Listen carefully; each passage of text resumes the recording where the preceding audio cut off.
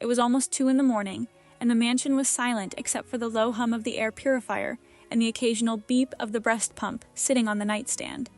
Wai Na lay curled on her side, trembling, her skin damp with fever, her whole body aching in ways she hadn't expected after giving birth.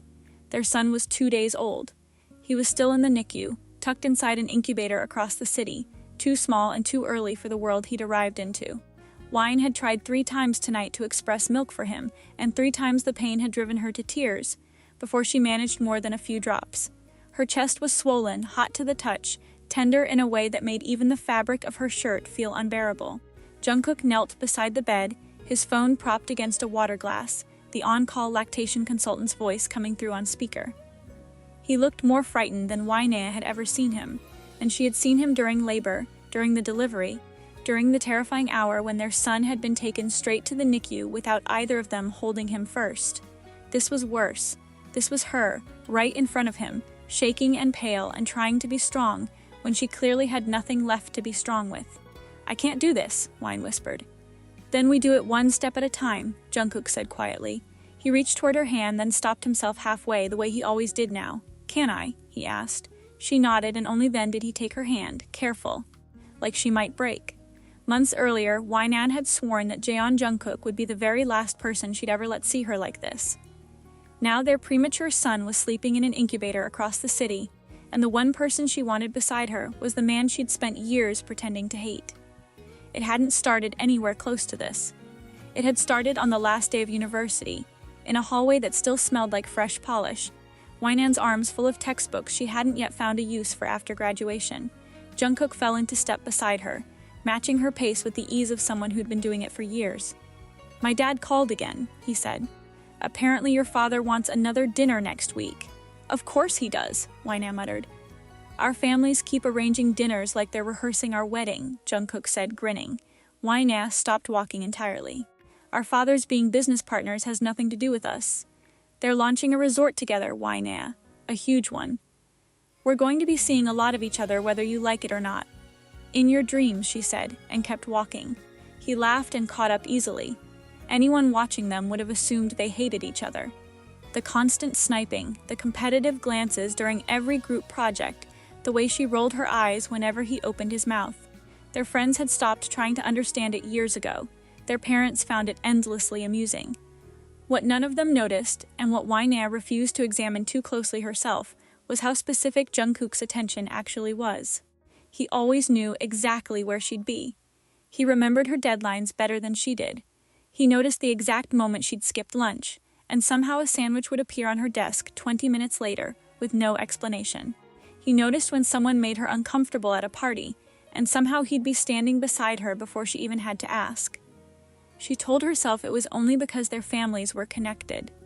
She told herself a lot of things. That evening, half the graduating class gathered on the rooftop of a club downtown, string lights strung across the open-air terrace, music thumping up through the floor.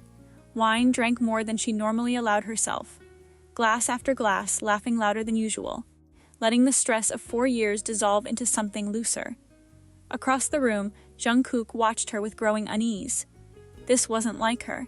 By the time she stumbled away from her friends toward a quieter hallway near the restrooms, he was already moving. He found her leaning against the wall, eyes glassy, swaying slightly.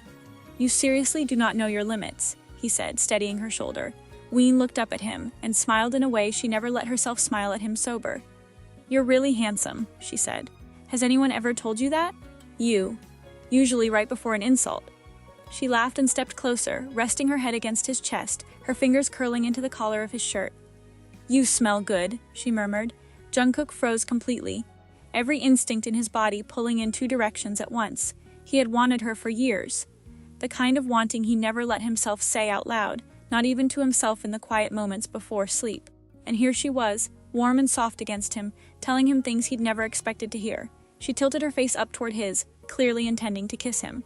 Jungkook caught her hands gently before she could. "Wainan, look at me," he said. She laughed and tried again anyway. He turned his face aside, careful, deliberate. "You can hate me tomorrow," he said quietly, "but I'm not letting tonight make a decision you might not even remember." She pouted, clearly not understanding the refusal, and within a minute her eyes had grown heavy, exhaustion catching up with the alcohol.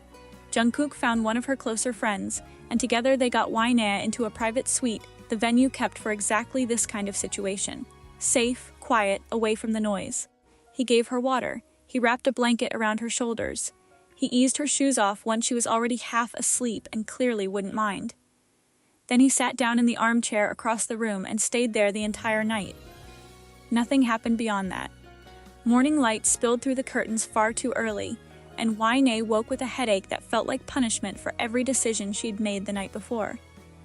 It took a moment for the room to make sense, and another moment for the memories to come crashing back. Hugging Jungkook, calling him handsome, trying to kiss him, more than once. She sat up fast enough to make her head spin, and found him asleep in the armchair, still in his clothes from the night before. "What happened?" she said, mortified, once he stirred awake. "Nothing," Jungkook said. She didn't believe him. "You tried very hard to ruin my self-control," he said, a small, tired smile pulling at his mouth. "I said no." Yna put her face in her hands. "Why did you stop?" "Because you were drunk," he said simply. There was nothing else behind it, no teasing edge, no smug satisfaction, just the plain truth. Something in her chest shifted slightly, though she wasn't ready to name what it was. "This whole night was humiliating," she said instead, gathering her things. "It was a mistake." Jungkook's expression flickered, just barely, before he covered it with a joke she barely heard. She left before either of them could say anything else. He sat there a while longer after the door closed, turning her words over, feeling the sting of them more than he expected. Not because he'd wanted to take advantage of her. He never would have. But because it meant that whatever she'd felt toward him last night might not have meant anything at all once sober. He found her again the next evening, once the hangover and the panic had worn into something calmer. "Was all of it really a mistake?" he asked. "Why do you even care?" Yna shot back. "Because I need to know whether you meant any of it." "I was drunk," she said. "That's exactly why I stopped you," Jungkook said. "I'm asking you now, sober. No excuses left." Yna crossed her arms, but the fight had gone out of her voice. "This is insane. We've spent years arguing. That's not an answer." She was quiet for a long moment. "I've thought about you," she admitted finally, hating how much it cost her to say it. "More than I want to." Jungkook stepped closer, careful not to close the distance completely. "Can I kiss you?" he asked. Yna hesitated only a second. "Yes." The kiss was slow, deliberate, nothing like the chaos of the night before. When he pulled back, he asked again, quiet, certain, and she said yes again, clear-eyed and sure of herself in a way she hadn't been in months. That night, both of them fully sober and fully aware, they crossed the line their rivalry had spent years pretending didn't exist. The next morning felt entirely different from the one before. There was no confusion about what had happened, no fog to blame. Just the two of them, and everything that suddenly needed to be figured out. "We made this complicated," Yna said, staring at the ceiling. "It was complicated before last night," Jungkook said. She couldn't sit with the conversation any longer. She got up, dressed, and left, telling herself she needed space to think. The weeks that followed stretched into a month of careful distance. Yna moved back into her parents' house, skipped 2 family dinners she normally would have attended, and let several of Jungkook's messages sit unread for days at a time. He never pushed. "Are you okay?" One message read, "We should talk when you're ready," said another. "I won't show up at your door unless you ask me to," read a third. She appreciated the restraint even as she avoided answering. It was almost a month after graduation when she noticed her period was late. The nausea came a few days after that, along with an exhaustion that no amount of sleep seemed to fix. She bought a test in secret, in a pharmacy 2 districts away from anywhere her family might recognize her. 2 lines. She sat on the bathroom floor for a long time, staring at the tiled wall, her mind racing through everything at once. Her unfinished career plans, her parents' expectations, Jungkook, whether she even wanted this right now, whether either family would try to make this decision for her the moment they found out. She made an appointment at a private clinic across the city, somewhere far from any place her family used, needing privacy more than anything else. The doctor confirmed the pregnancy and walked her through her options calmly, without pressure, without judgment. "You have options," the doctor said. "This is entirely your decision. The risks and timeline depend on your health and how far along you are, and you don't have to decide anything today, especially while you're still processing the news." Yna asked for time to think, and the doctor gave her a follow-up appointment, along with a small stack of information to take home. She left the clinic still holding the paperwork, her thoughts scattered in every direction, and nearly walked straight into Jungkook in the parking lot. He was there for an unrelated reason, waiting while his father finished an appointment on another floor of the same medical complex, and the sight of her stopped him cold. "Why not?" he said. She tried to keep walking. "Why not, please?" he said, and something in his voice made her stop. His eyes dropped to the clinic envelope in her hand, the logo unmistakable. His expression shifted. "Are you pregnant?" She couldn't lie to him, not with the paper right there between them. "Yes," she said. Jungkook looked like the ground had tilted under him. "How long have you known?" "Only a few days." "Why didn't you tell me?"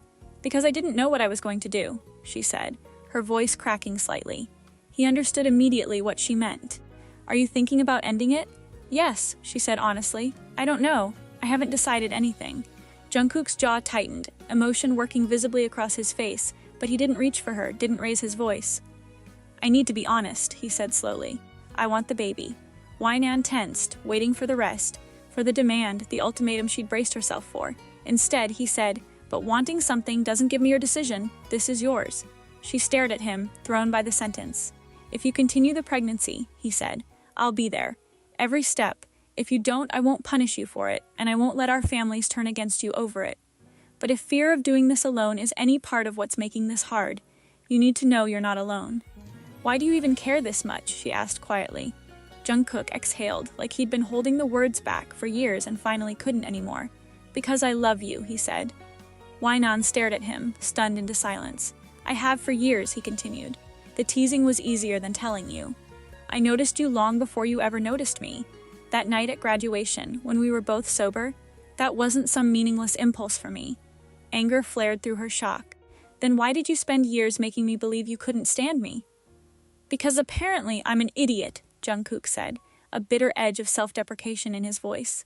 Then, quieter, "I thought annoying you was safer than hearing you say you could never want me." Wainan didn't say it back. She wasn't ready, and he didn't ask her to be. Over the following days, she gave herself time she hadn't allowed herself before, attending her follow-up appointment, sitting alone with her thoughts, talking things through with a close friend she trusted completely. Jungkook kept his distance, exactly as he'd promised, sending only the occasional message to check in without pressure. Eventually, Wainan made her decision. She wanted to continue the pregnancy, not because Jungkook wanted it, not because her parents would be furious otherwise, not because of any expectation but her own. She told him in person, quietly, without ceremony. Jungkook's eyes filled, but he didn't reach for her, didn't assume anything. "Thank you for telling me," he said. "What do you need from me?" The question, more than anything else he'd said, told her something about who he actually was underneath years of teasing. Not long after, Jungkook told her he wanted to speak with both their families. "About the pregnancy?" she asked warily. "About everything," he said. She hadn't agreed to marriage, and she made that clear, but she agreed to the conversation. That evening, Jungkook arrived at her family's home with both his parents, and the tension in the room was immediate the moment Wainan walked in. Jungkook stood as she entered. "I love your daughter," he told her parents. "She's pregnant. I intend to support her regardless of whether she agrees to marry me." He paused, then added, "If Wainan wants the same future I do, I'd like your blessing to marry her." "I haven't agreed to that," Wainan said immediately. "I know," Jungkook said, and didn't push further. Her father's face had gone through several emotions in the span of a few seconds. Shock, then anger, settling finally into something tightly controlled. Jungkook didn't let Wainan carry the weight of the room alone. "What happened between us was consensual, and it's mine to answer for as much as hers," he said clearly. It was in the middle of that heavy silence that Jungkook's father cleared his throat. "There's something else you should both know," he said carefully. "Your mother and I, and Waitan's parents, we'd already discussed the possibility of the two of you marrying someday. Before any of this." Waitan turned toward her father, disbelief spreading across her face. "You planned my marriage without even asking me?" Her father tried to explain. The families were close, the businesses were connected, they'd simply hoped. Nothing formal had ever been decided. "The fact that you discussed it," Wainan said, cutting through the explanation, "does not mean I agreed to anything." Jungkook stepped in immediately, turning to his own father. "She decides. Not us, not either family." It was the first time Wainan had ever seen him openly contradict his father, and something in her chest loosened slightly at the sight of it. Marriage wasn't decided that night. Over the following weeks, Jungkook accompanied her to appointments when she invited him, and they talked through the practical questions neither of them had wanted to face alone. co-parenting, work, what a future together might actually look like. One evening, Wainan finally asked the question she'd been circling for days. Would you still want to marry me if there were no baby? Yes, Jungkook said without hesitation. Would you still stay if I said no to marriage? Yes, he said again.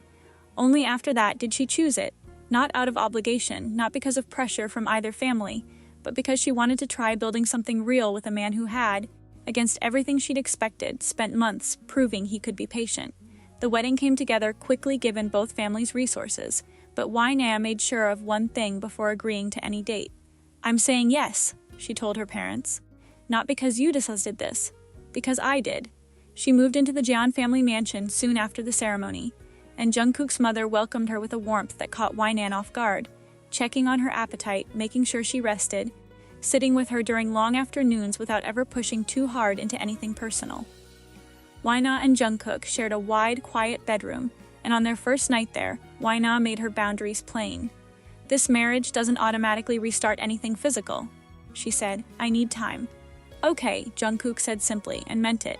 They slept in the same bed because the room was theirs, and the family expected a normal married life on the surface, but nothing about it felt forced. Jungkook kept teasing her, the same familiar rhythm from university. So that book is more interesting than your extremely handsome husband? He asked one night, watching her read with her back deliberately turned toward him. Infinitely, she said, not looking up. He groaned dramatically and flopped back against his pillow, and despite herself, Wainan smiled at the ceiling once he couldn't see her face. When she told him to keep his distance, he did without complaint or sulking. One night, weeks into the pregnancy, exhaustion pulled at her more heavily than usual. Jungkook noticed the way her shoulders sagged as she settled into bed. Can I hold you? He asked. She hesitated. Just a hug, he agreed. She let him pull her carefully against his chest, and he didn't attempt anything more, didn't take the moment as permission for anything beyond what she'd allowed. Some nights after that she chose distance again. Some nights she fell asleep near him without quite meaning to. Some nights she let him hold her the way he had that first time. He always followed her lead, never once assuming. Months passed in a rhythm neither of them had expected to find comfortable. Jungkook attended appointments whenever his schedule allowed, brought home food she'd mentioned craving days earlier, and read entire articles about pregnancy just so he could ask better questions, which Wainan found equal parts endearing and ridiculous. He talked to her belly sometimes, low and awkward, clearly unsure what to say, and she laughed at him more than she meant to. You're terrible at this, she told him once. I'm new at it, he said. Give me time. Their old rivalry hadn't disappeared. It had simply softened into something gentler, familiar banter wrapped around a growing, unspoken tenderness. You married me, Jungkook reminded her once, after she'd called him insufferable for the third time that day. I'm still investigating that decision, she shot back, and he laughed so hard he nearly dropped the mug he was holding. She wasn't ready to say she loved him yet. But something had shifted, quietly. Somewhere between the hospital appointments and the late-night hugs, she no longer had to think twice about accepting. Around the 7th month, everything changed without warning. Wainan woke one evening with tight, painful contractions far earlier than anyone had prepared her for.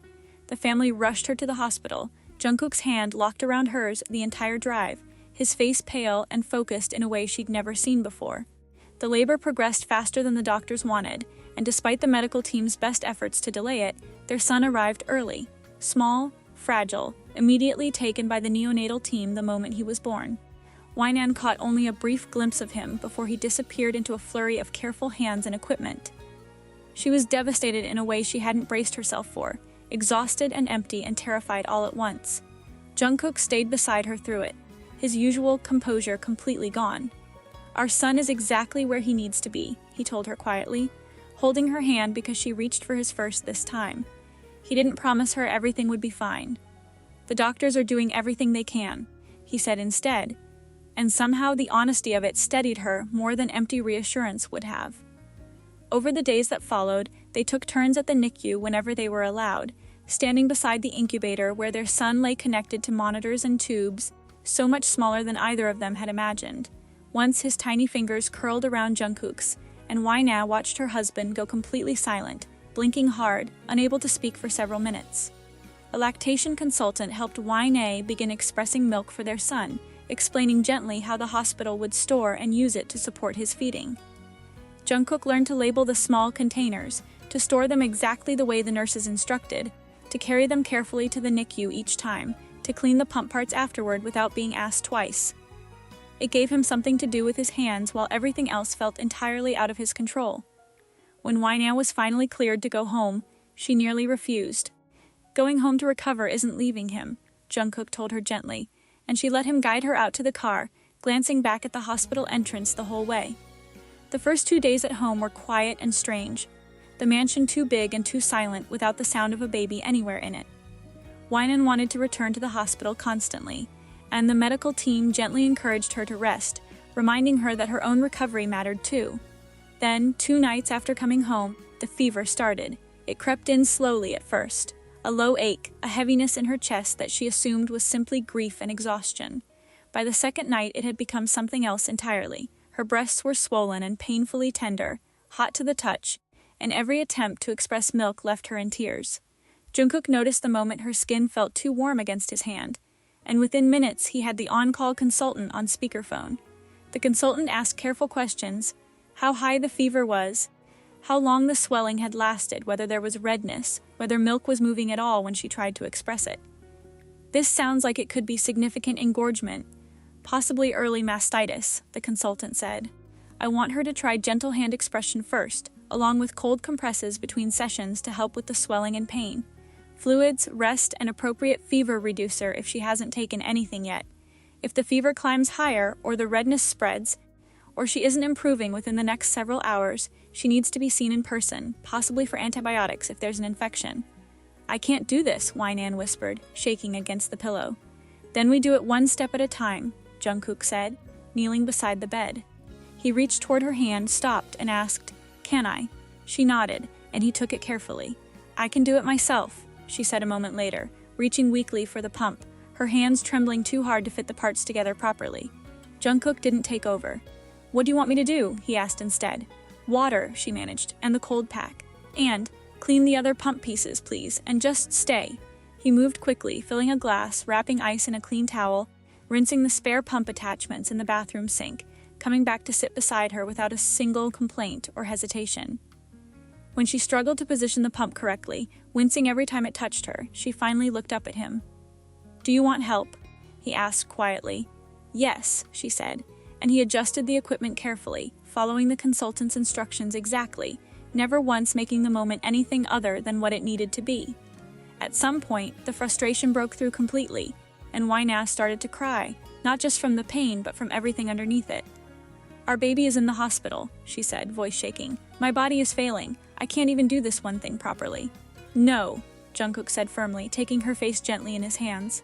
Your body carried him for months. You gave birth to him early because your body was protecting itself, not failing him.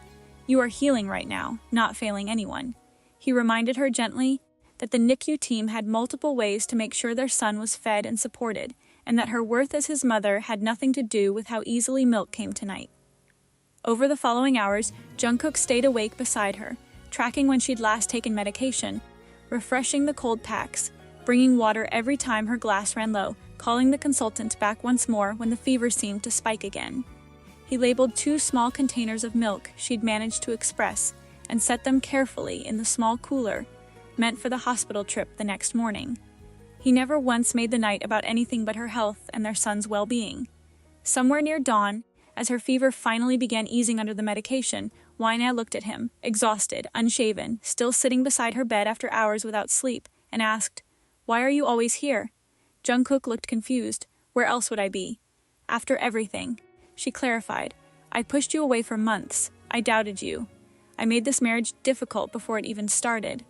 I told you I loved you before the wedding, he said quietly. Getting married didn't make that any more true than it already was. I never expected pregnancy, or marriage, or any of this to force you to love me back. I only wanted to be here, to earn it, if that's what it took. Wina thought back to that graduation night, to the way he'd turned his face away from her when she'd tried to kiss him. If you loved me that much, she asked, how did you stop that night? Because loving you was exactly why I had to, Jungkook said. I wanted you, but I wanted your choice more. Something in her chest finally settled completely. understanding at last that the man she'd once dismissed as reckless had actually spent every month since proving the opposite. She reached for his hand this time, without him asking first. He looked at her, surprised. "You're staring," she said, a tired smile tugging at her mouth. "I'm trying to figure out if I'm hallucinating from lack of sleep," he admitted, and she laughed, her first real, unguarded laugh since the delivery. She lifted her free hand slowly to his face. Jungkook went very still, waiting, not moving closer on his own. "You're still impossible," she said softly. "You married me anyway," he said.